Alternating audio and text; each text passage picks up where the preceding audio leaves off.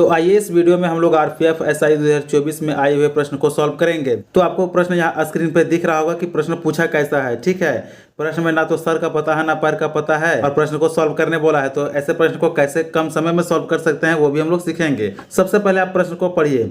यदि एक समान ब्याज दर पर 2 वर्ष में साधारण ब्याज 60 रुपया और चक्रवृद्धि ब्याज 63 रुपया हो तो मूलधन ज्ञात कीजिए। अब मैं इस प्रश्न को बिना सर पैर का प्रश्न इसलिए बोल रहा हूँ क्योंकि इस प्रश्न में ना तो मूलधन दिया है और ना ही रेट दिया है, बस इसमें केवल समय और इंटरेस्ट दिया है। तो इसके सहायता से हम लोगों को जो है वो प्रिंसिपल यानी कि मूलधन पूछा है। ठीक है, तो इस मूलधन को हम लोग कैसे निकालेंगे, पहले आप प्रश्न को खुद से सॉल्व करने का कोशिश करेंगे। आप यदि कम समय में इस प्रश्न को सही कर लेते हैं तो आप कमेंट जरूर करेंगे क्योंकि ये सिलेक्टेड प्रश्न है। ठीक है, तो चलिए पहले हम लोग प्रश्न को कैसे सॉल्व करते हैं। तो इसके लिए हम लोगों को समझना होगा कि साधारण ब्याज यानी कि एसआई और सीआई जो दिया है। ठीक है, तो एसआई 2 साल में कितना दिया हुआ है, तो 60 रुपया दिया हुआ है और सीआई 2 साल में 63 रुपया दिया हुआ है। ठीक है, तो सबसे पहले हम लोग रेट निकालेंगे तभी हम लोग इसका जो मूलधन निकाल सकते हैं। तो रेट कैसे निकालेंगे, तो रेट निकालने के लिए हम लोग को जानना होगा कि एसआई जो बढ़ता है वो प्रत्येक साल समान रेट से बढ़ता है। ठीक है, समान दर से बढ़ता है, लेकिन सीआई क्या है कि वो अलग अलग रेट से बढ़ता है। ठीक है, क्योंकि इसमें ब्याज के ऊपर भी ब्याज मिलता है। तो हम लोग साधारण ब्याज में पहले देखते हैं कि साधारण ब्याज जो है वो 2 साल में 60 रुपया है, तो 1 साल में यानी कि ये 2 साल में 60 रुपया है। ठीक है, तो 1 साल में कितना होगा, ये तो 30 रुपया मिला होगा ना।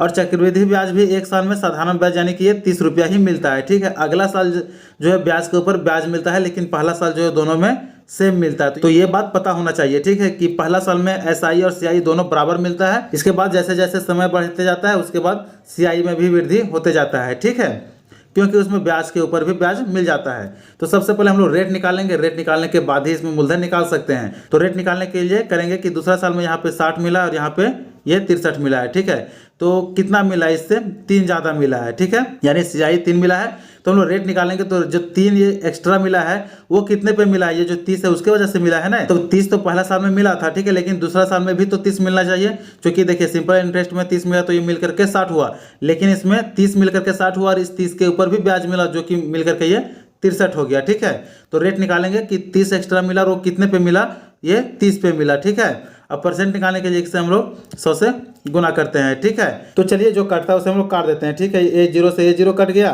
3 से 3 कट गया, अब बचा यहाँ पे 10, यानी कि रेट जो निकल के आ गया कितना, 10%। ठीक है, रेट कितना है, 10%।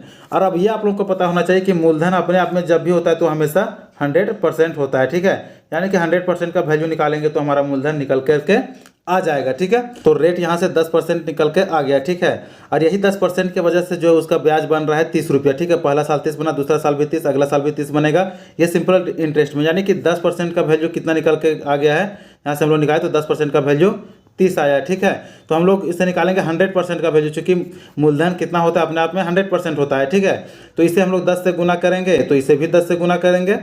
ठीक है, तो 10 से गुना करने पर ये 100% आ जाएगा और 100% का वैल्यू कितना आ जाएगा, 30 को 10 से गुना करेंगे तो 300 आ गया। ठीक है, तो देख सकते हैं कि मूलधन कितना आ गया, मूलधन का वैल्यू 300 आ गया, जो कि ऑप्शन दूसरा में देख सकते हैं कि ये 300 रुपया है और यही इस प्रश्न का सही आंसर है। तो ऐसे प्रश्न को देखिए बिना फॉर्मूला के सहायता से भी किया जा सकता था। आप यदि इसमें फॉर्मूला ढूंढते तो लंबा समय लग सकता था, और आप चाहे तो फॉर्मूला से भी सॉल्व कर सकते हैं। क्योंकि यहाँ पे देखिए रेट जो है 10% निकल के आ गया। ठीक है, तो साधारण ब्याज में निकालेंगे तो साधारण ब्याज बराबर ब्याज यहाँ पे 60 दिया हुआ है, जो हम लोग 60 लिख देते हैं।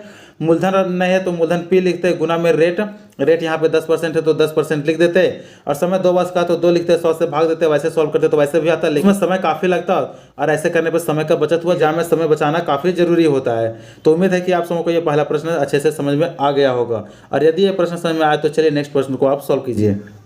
तो देखिए ये रहा दूसरा प्रश्न। ठीक है, इस प्रश्न को भी आप खुद से पहले सॉल्व करने का कोशिश जरूर करेंगे, क्योंकि आप यदि पिछला प्रश्न देखे होंगे तो इस प्रश्न को आप सॉल्व कर सकते हैं। तो चलिए आप प्रश्न को पढ़ते हैं कि यदि समान ब्याज दर पर 2 वर्ष में साधारण ब्याज 60 रुपया और चक्रवृद्धि ब्याज 62 रुपया हो तो मूलधन ज्ञात कीजिए। यानी कि इस बार जो है वो समय सेम है। ठीक है, साधारण ब्याज 60 रुपया वो भी सेम है, चक्रवृद्धि ब्याज जो है वो केवल कम है। ठीक है, यानी कि पिछला प्रश्न में 63 था, इसमें 62 है। तो इस प्रश्न को भी हम ना समझाते हुए हम लोग बहुत ही जल्दी सॉल्व करने का कोशिश करते हैं। तो चलिए जो दिया हुआ उसे हम लोग लिखते हैं। ठीक है, चलिए यहाँ पे साधारण ब्याज दिया, साधारण ब्याज लिखेंगे और यहाँ पे चक्रवृद्धि ब्याज लिखेंगे। तो साधारण ब्याज दूसरा साल में कितना है, 60 रुपया है, और यहाँ पे ये दूसरा साल में 62 रुपया है। ठीक है, तो पहला साल में ये कितना आ जाएगा, 30 रुपया आ जाएगा, और ये भी 30 रुपया आ जाएगा। चूँकि हम पहले बता चुके हैं ये 30 कैसे आएगा। ठीक है, साधारण ब्याज जो होता है प्रत्येक साल वो समान बढ़ता है। दूसरा 2 साल में यदि वो 60 बढ़ा है तो पहला साल में 30 ही बढ़ा होगा। तो पहले हम लोग रेट निकालते हैं, ठीक है। रेट निकालने के लिए यहाँ पे देखेंगे कि कितना ज़्यादा है, तो 2 ज़्यादा है, ठीक है। तो चलिए यहाँ पे देखेंगे कि ये जो इसका जो एक्स्ट्रा ब्याज मिला है वो कितना मिला, 2 मिला है, वो 30 में ही मिला है, ठीक है। तो यहाँ से कर देते हैं 2/30 गुना में 100। पहले हम लोग रेट निकालेंगे, ठीक है। इस 0 से ये 0 कट जाएगा, ऊपर आ गया कितना 20/3%, ठीक है।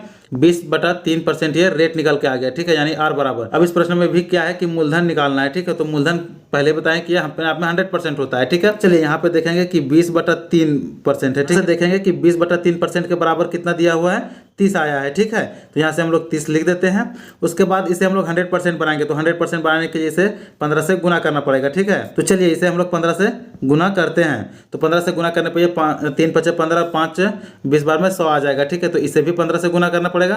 तो इधर से 100% आ जाएगा, तो 100% का वैल्यू कितना आ गया, 15 × 45, यानी कि 450 रुपया, ठीक है। तो 450 रुपये जब इसका मूलधन निकल के आया, और जो कि ऑप्शन नंबर 4 में है 450, आप यहाँ से देख सकते हैं, ये इस प्रश्न का सही आंसर है, ठीक है। देखिए ऐसे प्रश्नों को बिना फॉर्मूला के कैसे कम समय में किया जाता है आप सब सीख गए होंगे। और ये प्रश्न इंपॉर्टेंट है क्योंकि आरपीएफ एसआई में पूछा है, तो कांस्टेबल में भी ऐसे प्रश्न पूछे जाने की संभावना होती है। तो इसके लिए आप ऐसे प्रश्नों को सॉल्व करके ही जाएंगे, ताकि इसका बेनिफिट आपको एग्जाम में देखने को जरूर मिले। अगर वीडियो पसंद आए तो वीडियो को लाइक जरूर करें और चैनल को सब्सक्राइब कर बेल आइकन प्रेस कर लें, ताकि आने वाले इसी तरह के वीडियो का नोटिफिकेशन आप लोगों तक पहुंच सके।